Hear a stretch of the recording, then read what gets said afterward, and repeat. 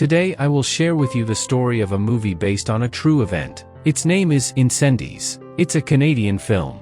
This movie is quite mind-disturbing. You won't be able to easily accept the conclusion of this movie. So, if you're below 20 years old, I recommend not watching this video right here. I'll upload a new video for you very soon. And for those who are adults, don't even think about skipping a second of this video. Every moment holds a key to understanding the enigmatic narrative.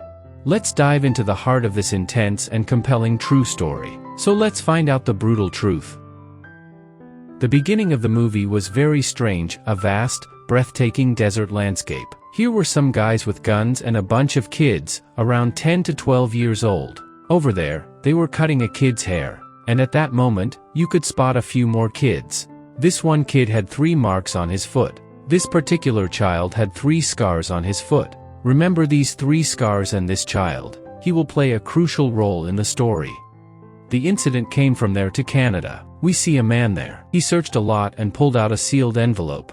Inside this envelope was a mother's last will and testament. The woman who made the will was named Nawal, and this man was her boss. Nawal served under this man for 18 years, so the man became like a member of their family.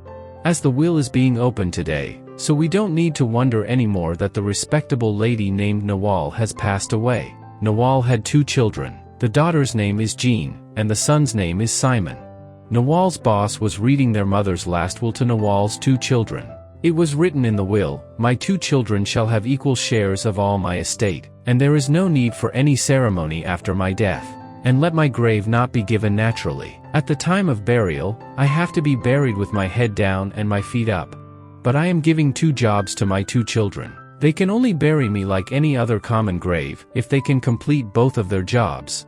The gentleman then gives Jeanne and Simon 2 separate letters left by their mom. In Jeanne's letter, it was written, "You have to find your father." But how is that possible? Since Jeanne is aware that her father passed away many years ago during a war. On the other hand, in Simon's letter it was written, "You have to find your brother." What a strange matter. These brother and sister have grown up so much, but they have never heard of the fact that they have another brother. Simon becomes enraged upon seeing the letter. Everything seemed crazy to him.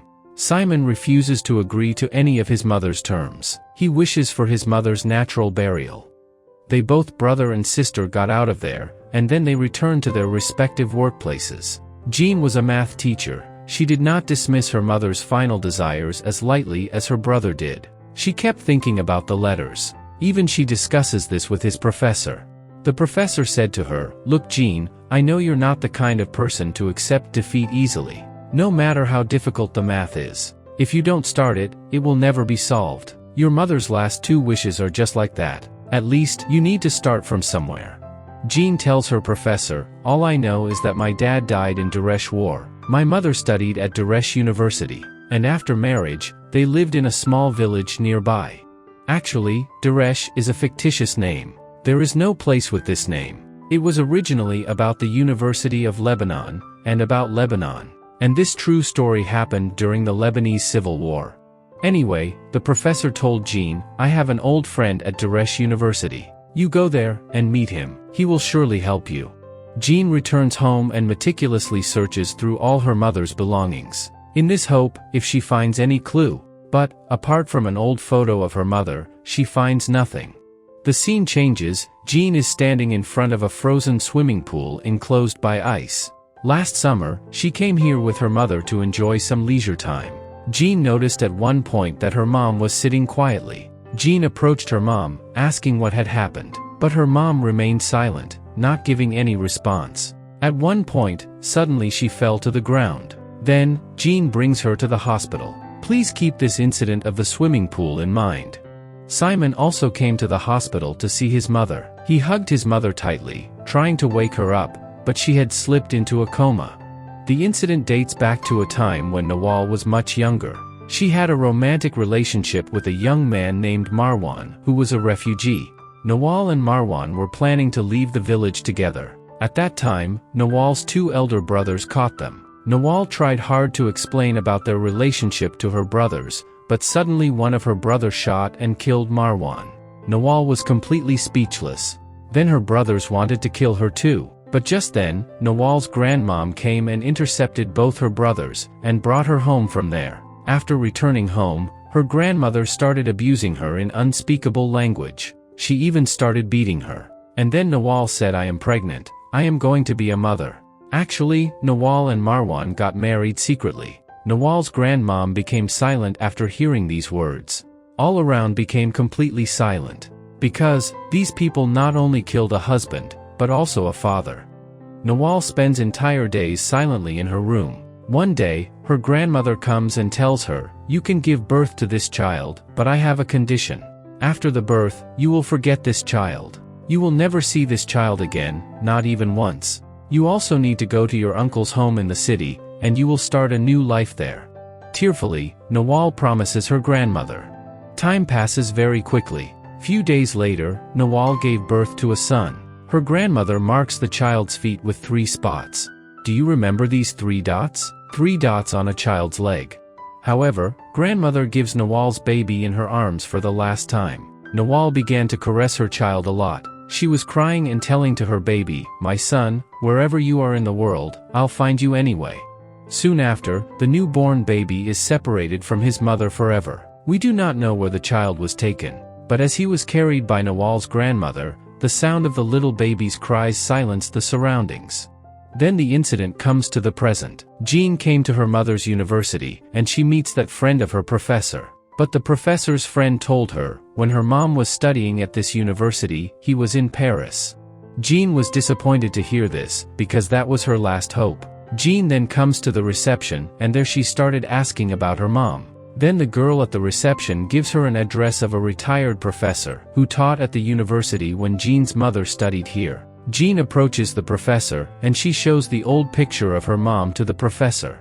Professor then takes a look at the picture of Jeanne's mom, and he kept saying, "This girl looks very familiar." But when he takes a closer look at the picture, he tells Jeanne that the picture was taken in an infamous prison. The name of that prison was Kafar Riot. Jeanne's mom was in jail. As soon as Jeanne heard this, she was completely surprised, because her mother didn't tell her anything about it. Once again the incident goes into the past, while Jeanne's mother was studying at university. Nawal moved to the city after giving away her newborn baby, and she took admission in this university. But then the condition of the country was not good at all. The riots between the Christian Nationalist Party and the Islamic refugees continued throughout the day. There was only mass agitation going on all around. So all the power of the country was under the army. Nawal and her cousin listened to war news on the radio all day. And Nawal always wondered, how is her newborn child, where is he? One day, Nawal's uncle tells her, "You should go back to the village. As you can see, the situation in the city is very bad and getting worse day by day." That night, Nawal decides that she will go back to her village. The next day, early in the morning, Nawal left home for her village. After traveling a long way in the bus, she reaches her village. But she saw that all the villagers were leaving the village. But Nawal kept walking forward. After walking a long way, she came in front of an orphanage. Actually, she came here hoping that her son might be here. But when Nawal reaches there, she finds that only girls live here now. A woman tells her, all the boys from this orphanage have been taken to another camp, which is located in Riot. But the sad thing is that, the camp was bombed today. Many people have died there. The woman kept begging Nawal to go with them, because, this place is not safe either. But this mother came here looking for her child. She can't go back like this. So Nawal steps in the opposite direction, towards Kafar Riot. When Nawal reached the town tired after a long journey, she saw that everything around had turned into ruins. Nawal started crying profusely thinking about the fate of her child. A man was standing next to the wreckage. He tells Nawal that the surviving children of this orphanage have been taken to Danish. Upon hearing this, she hurriedly left for Danish from there. As Nawal rode the bus, she could only see the burning villages and houses through the window. The bus continued, and at one point Nawal fell asleep. The scene then shifts back to the present. Nawal's daughter, Jeanne, has moved to her mother's village. She showed the old picture of her mother and asked the village people about her mother's address. After much searching, Jeanne finds her grandfather's house. Jeanne was very happy about this. There were many of her mother's relatives, whom Jeanne had never seen before. But when those relatives come to know that Jeanne is Nawal's daughter, they sort of throw her out of the house, because everyone in Nawal's family hated her. Then the incident comes back to the past to Nawal. When she reached Danish, all around was the sound of ammunition and missiles. The entire city was reduced to ruins, the smell of burnt corpses all around. Nawal approaches the Islamic leader of that area. The leader asked her, "Why have you come here?" Nawal tells him, "My husband was a rebel like you, I lost him. Even I don't know where my child is. There is no point in me living, I just want revenge." The scene changes and we see Nawal is working in the house of the head of the Christian leaders. Here Nawal teaches the leader's son. This is how the day goes on. Nawal gradually got along with this family. But one night, the Islamic leader ordered Nawal to kill the Christian leader. The next day, she brought a pistol hidden in her bag and she shot and killed that leader and some others. Nawal was imprisoned in the Kafar riot prison for the murder. Events again come to the present. Jeanne has moved into the same prison where her mother is being held. The prison was closed a few years ago, but many old memories still linger here. Once the screams of thousands of prisoners could be heard in this place, but now, it is silent all around. Jeanne then approaches a man. He works as a night guard in a nearby school. But many years ago this man was a security guard in Kafar prison. Jeanne shows the man an old picture of her mom and asks about her. But the man ignores this matter. Then Jeanne tells the man, "She was my mother. She died a few days ago." Then the man slowly started telling everything. The man continues, "Your mom was prisoner number 72. She was imprisoned for killing a Christian leader, and she spent 15 years in this prison. I saw your mom very closely for 13 years. She was a revolutionary woman. You can also call her an iron woman. I have never seen a woman as hard-hearted as your mom in my life. When everyone cried out for freedom, your mother sang loudly. The songs sung by your mother resonate in the hearts of all prisoners, keeping alive the hope of survival. Due to these reasons, your mother was subjected to inhumane torture. There is no account of how many times she has been raped in this prison. Your mother was even pregnant, and she gave birth to 2 babies. However, after birth immediately both babies were separated from your mother." Jeanne then asked the person, "Where can I find the doctor who delivered my mother?" The person tells Jeanne that the doctor passed away a long time ago, but there is an elderly nurse still alive who was present during her mother's delivery. Jeanne gets the nurse's address, goes outside, and calls her brother. Jeanne is in tears as she tells her brother, "Brother, you have no idea how much our mother has suffered here. She has spent almost 13 years in prison, and countless times she has been assaulted. And right here is where our brother was born. Wherever you are, come here as soon as possible. We have a lot more to learn about our mother." Simon packed up his work and left for Jeanne, taking his mom's boss with him. Jeanne is very happy to see her brother. Together, 3 of them leave for the purpose of that elderly nurse. The woman was quite old, admitted to the hospital. She was so unwell that she couldn't move properly. Jeanne addressing the elderly nurse's purpose, she says, "We have come from Canada. My name is Jeanne and my brother Simon, and our mother's name is Nawal." Upon hearing the name of Nawal, the elderly woman suddenly brightened up. She exclaimed, "Oh God, did I hear it right?" She then began to speak, "I am the one who conducted your mother's delivery. She had given birth to twin babies. I took care of the babies and I handed them to a woman named Ilham. When your mother was released from prison, I provided her with the address of that woman. Your mom was no any ordinary person, she was a revolutionary woman. We were devoted fans of her songs." Then the scene changes, and the nurse's son and Nawal's boss were talking. The nurse's son asks Nawal's boss, "Do you really know that singer woman? I have heard a lot of stories about her from my mother." Nawal's boss then tells him, "I not only saved that singer woman, but also her 2 children, and she has been working for me for 18 years. The next day, these 4 people sit in a meeting. The nurse's son has found some information about Nawal.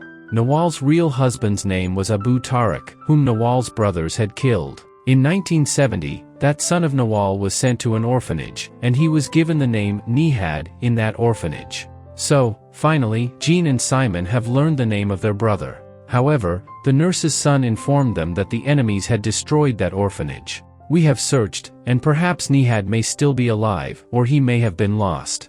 Then Simon exclaimed, "So, everything adds up. Our brother is dead, and our father died earlier. Now, we can bury our mother in a normal way." At that moment, Nawal's boss said, "Never, because we are not sure if Nihad is dead or not." Then the nurse's son mentioned that the Islamic leader is still alive. He knew your mother very well, and he knows a lot about her that we don't. However, the only problem is, no one knows where he is. If only he wants to meet you, then you can meet him." After that, they all went to the Islamic leader's area. Furthermore, Simon was taught something. He will only say one thing to everyone: she is the son of the woman who sang in the riot jail. Simon continued to roam around that area. The next day, 2 people came to take him. Simon was told that he would have to answer all their questions, but he had only 1 hour. They left in a car, and the incident returned to the past.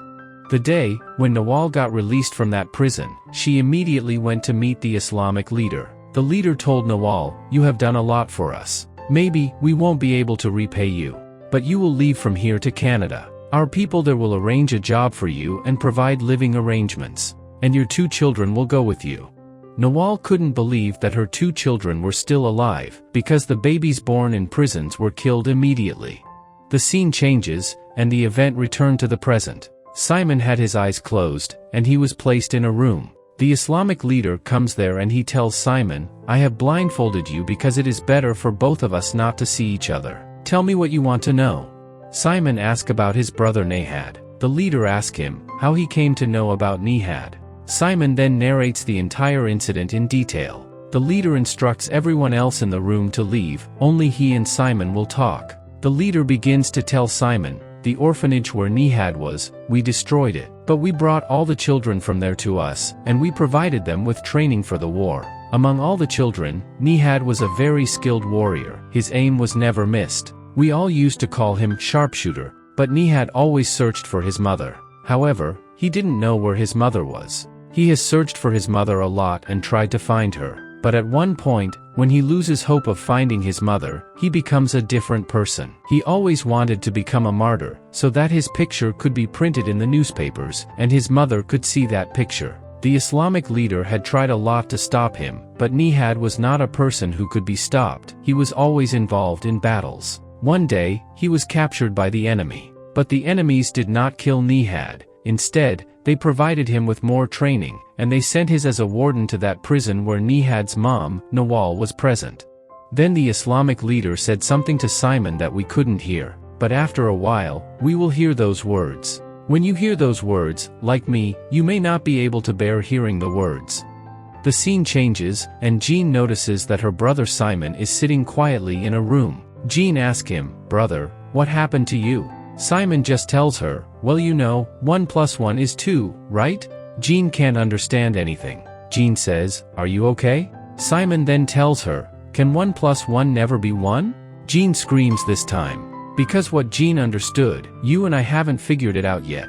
The incident took place a few days ago, when Jeanne went to the swimming pool with her mom. Her mom was swimming in the pool. At one point, Nawal took a moment to rest. It was then that she suddenly noticed the tattoo of 3 dots. He stood there in front of her. And these 3 dots were on the feet of Nawal's first baby. Nawal's entire body was trembling. She slowly approached the boy and placed her hand on his back. The boy turned around. Nawal became completely expressionless. Her hands and feet are trembling. She couldn't stand normally. Nawal goes to a nearby chair and sits down. For the last time, she looks towards that boy.